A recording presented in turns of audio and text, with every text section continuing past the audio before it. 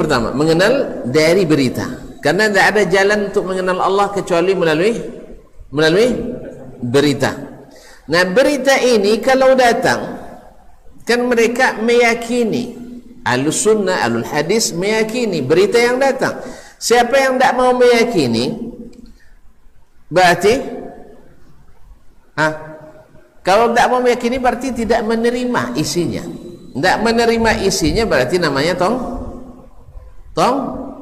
tongkau. Kalau dirubah artinya namanya mandai.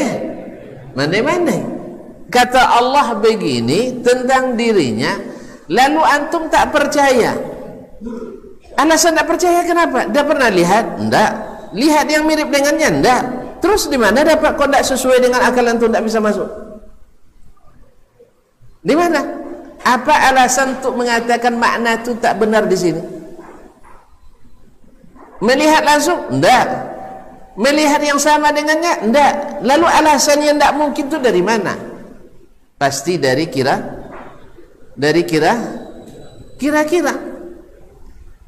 Nah, yang begini ini namanya mandai. Mana yang bagus? Tongkau daripada mandai. Baju mana yang lebih dipilih? Tongkau atau mandai Ustaz? Ini Ustaz, saya punya 2 orang yang saya usulkan jadi pejabat di Ahmadiyah ini untuk menjadi pengurus di sini. Non soangko Ustaz suka mandai. Non soangko satongkau lah. Pilih Ustaz mana ketujuh? Mana pilih?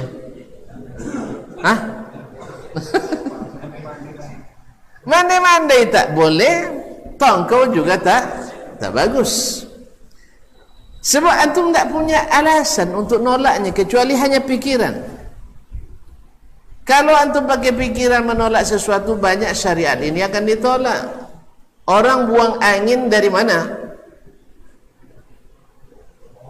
Dari hidung. Angin, astagfirullah, angin bau. Dari belakang. Habis itu yang dibasuh yang mana? Muka. Ada pula sebagian menafsirkannya, kan muka menanggung malu, Ustaz. Oke lah, saya terima, karena muka yang nanggung malu dia yang dibasuh. Masuk juga tidak masalah. Terus apa hubungannya siku? Kan dibasuh siku juga, basuh tangan. Malu juga siku loh. Macam apa malu siku, Pak? Kode apa hubungannya mata kaki, telapak kaki? Malu juga dia. Akhirnya kita terpaksa bikin alasan yang mengada-ngada lagi, nanti mandai lagi. Makanya Ali bin Abi Thalib radhiyallahu ta'ala anhu masyhur dinukil daripadanya, "Law kana ad-dinu bil aqli lakana mashu asfalil khuffaini aula min mashi dhahrihima." Andainya agama ini dengan akal baru bisa diterima, pasti mengusap punggung sepatu lebih patut daripada mengusap bagian bawahnya. Mengusap bagian bawahnya lebih patut daripada mengusap bagian atasnya. Karena yang kotor yang mana? Yang bawah. Yang kotor kan yang bawah. Harusnya yang di bawah yang diusap. Tapi justru yang disyariatkan diusap yang mana? Yang atas. Jelas ya? Sama tadi, kalau seandainya agama baru diterima dengan akal, kalau berwudu ketika buang angin yang dibasuh tempat keluarnya angin, bukan muka yang dibasuh, bukan kaki, bukan tangan dan kaki. Tapi ternyata inilah syariat yang bila dikatakan kepada kita, qalu sami'na wa ata'na. Ini yang penting kaum muslimin. Nah, sami'na wa ata'na itu bukan hanya perintah dan larangan, termasuk berita yang disampaikan. Bahkan mohon maaf kaum muslimin, menyalahi berita yang Allah sampaikan lebih parah daripada melanggar perintah yang Allah perintahkan. Jelas? Antum sekarang disuruh meyakini datangnya kiamat. Dari mana beritanya? Dari Allah dan Rasul. Rasul katakan kiamat hari Jumat. Jelas? Taib, anda saya tidak percaya. Mana yang lebih parah? Tidak beriman pada hari kiamat atau meninggalkan sholat? Ayo.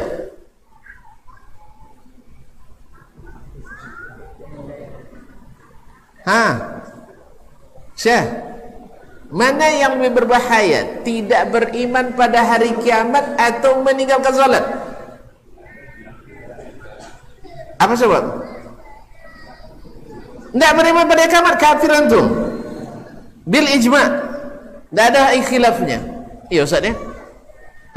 Jadi kalau mengingkari iman pada kiamat, mengingkari salah satu rukun iman. Mengingkari salah satu rukun iman sama dengan mengingkari semuanya. Dan meninggalkan salat tanpa mengingkari wajibnya. Kalau mengingkari wajib sama mengingkari berita dari Allah lagi. Meninggalkan salat masih terjadi khilaf di antara ulama, apakah keluar dari Islam atau tidak. Jelas?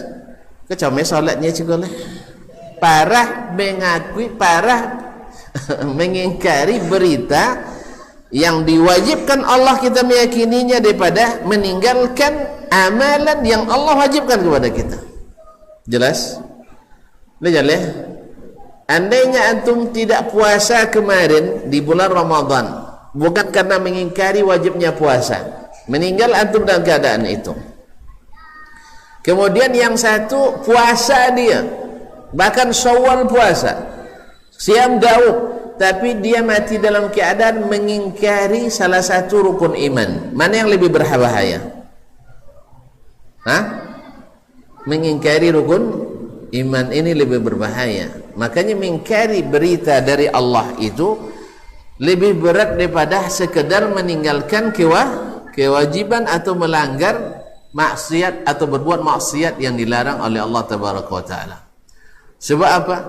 Sama dengan Allah nak ngajar kita sesuatu lalu kita tak terima ajarannya. Ma'asyiral kiram dirahmati Allah SWT. Maka masalah ini masalah berat, bukan masalah ringan. Sebagian menganggap tidak usah dibahas masalah akidah tu, pecah umat dibuatnya. Ya akhi, kalau alasannya alasannya itu Nabi sudah lama dia tinggalkan dakwah dulu. Itu juga alasan orang Quraisy mengatakan ke Nabi, "Pentilah kamu wahai Muhammad, ini pecah umat gara-gara kamu." Alasannya sama ya. Cuman dulu orang kafir yang bilang, sekarang orang Islam. Itu aja bedanya. Dulu orang-orang kafir yang bilang, sekarang orang Islam yang bilang bahwasanya yang ini keyakinan yang sahih itu mesti diketahui oleh kaum muslimin. Ma'asyiral kiram dirahmati Allah SWT. Makanya beliau di sini juga memulai dengan menyebutkan iman kepada sifat-sifat Allah Tabaraka wa Ta'ala. Baik, coba lihat ketika Allah menurunkan Al-Quranul Karim, menyebutkan di awal surah Al-Baqarah, "Dzalikal kitabu la raiba fihi hudal lil muttaqin." Nah, yang bertakwa itu apa yang pertama syaratnya? Lanjutkan ayat itu. Alladzina yu'minuna bil ghaib. Beriman pada yang gaib. Yang gaib yang paling mesti diimani apa? Allah Tabaraka wa Ta'ala. Baru setelah itu wa yuqimunas shalah. Di salat di belakang iman tadi sih. Jelas ya? Ada jalan gua juga. Nah, jadi alladzina yu'minuna bil ghaib wa yuqimunas shalah. Baru setelah itu wa mimma razaqnahum yunfiqun, dan seterusnya. Ma'asyiral kiram dirahmati Allah Subhanahu wa taala. Maka mengimani yang datang dari Allah, apalagi tentang Allah Subhanahu wa taala, adalah sesuatu yang paling utama. Paling utama. Wa yuthbituna lahu jalla jalaluhu minha ma athbata li nafsihi fi kitabih. Mereka ahlul hadis menetapkan bagi Allah jalla jalaluh apa yang Allah tetapkan untuk dirinya, dan Allah lebih berhak untuk menjelaskan tentang dirinya daripada kita. Allah lebih berhak menjelaskan tentang dirinya daripada kita hambanya. Ma'asyiral kiram yang dirahmati Allah Subhanahu wa taala. Wa ala lisani Rasulih sallallahu alaihi wasallam, atau dijelaskannya melalui lisannya Rasul sallallahu alaihi wasallam. Wa la ya'taqiduna tashbihan li sifatihi bi sifati khalqih. Nah, di sini beliau jelaskan cara mengenalnya dari berita. Al-Quran atau As-Sunnah. Yang kedua, bagaimana mereka kalau tadi kan cara mengetahuinya, sekarang bagaimana cara menetapkannya? Mereka menetapkan apa yang ada dalam Al-Quran dan As-Sunnah. Seperti apa adanya, seperti itulah mereka tetapkan. Kemudian, apakah kalau dikatakan Allah bersifat seperti itu lazimnya adalah tashbih? Tidak, dijawab oleh beliau, wala ya'taqiduna tashbihan li sifatihi bi sifati khalqih, dan mereka sama sekali tidak meyakini bahwa ada keserupaan antara atau penyerupaan antara sifat Allah dengan sifat-sifat makhluk. Nah, ini harus dinafikan.